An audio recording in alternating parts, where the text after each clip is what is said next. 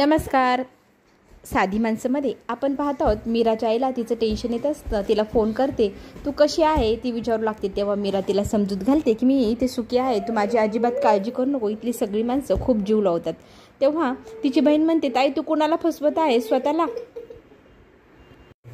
तिची बहीण तिला म्हणते, मी त्यांचा स्वीकार केला आहे, तू काळजी करू नको. इकडे सारिकाने फसवल्यानंतर पंकजची अवस्था भिकाऱ्यासारखी होऊन बसलेली असते. तो बिचारा सगळीकडे जणू काय तिला शोधत असतो. एक मुलगी त्याला रस्त्याने दिसते. सारिका समजून तिला तो हात लावतो. ती मुलगी इतकी त्याच्यावर चिडते की तुम्ही मला माझी छेड काढली, मला हा हात कसा लावला. मग ती इतर लोकांकडनं त्याला मार खाऊ घालते. बिचारा पंकज, त्याची तर अवस्था दयनीय झाली आहे. रस्त्यावर खायलाही नाही, मारही खातोय. इकडे त्याच्या आईला काळजी वाटत असते. घरातली कोणीही त्याची काळजी घेत नाही, फोन करत नाही. तेव्हा तो लहान भाऊ म्हणतो, मी 50 वेळा फोन केला, हवं तर मी तुझ्या समोरही लावून दाखवतो. तो फोन उचलत नाही, मी तरी काय करू. तीही फोन लावते तर तो फोन कट करतो. नंतर तो फोन स्विच ऑफच येऊ लागतो. त्याला खूप पश्चाताप झालेला असतो की आईला मी काय उत्तर देऊ, मी काय करून बसलो आहे, काय करायला गेलो.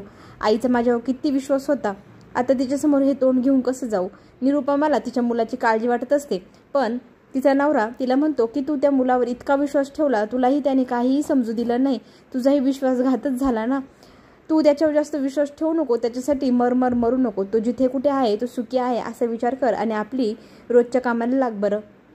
इकडे तो त्याच्या सत्यजितच्या रूममध्ये येतो. त्याला म्हणतो, तू का कपडे काढलीस. तेव्हा तो म्हणतो, मला तर खूप टोचत होती, माझा जीव नको झाला होता, म्हणून मी ते कपडे वगैरे काढून टाकले. मला तर असं वाटतंय माझा जीव गुदमरतोय, कोणीतरी माझी उशीने तोंड दाबत आहे, मला इथे जीव घुटमरल्यावानी होतोय, मला बाहेर जायचं आहे. त्याचे वडील म्हणतात, इतक्या लवकर लग्नातून तुला सुटका मिळणार नाही, अजून तर खूप काय व्हायचं बाकी आहे, चल बरं बाहेर विधींना. तेव्हा त्याला बळजबरी मुंडावळ्या बांधून ते बाहेर घेऊन येतात. तो म्हणतो, मला बाहेर जायचं आहे. तर त्याचे वडील म्हणतात, तुझ्या बायकोने तुला परवानगी दिली तर तुला हवं तिथं आणि तिथे तू जाऊन राहा.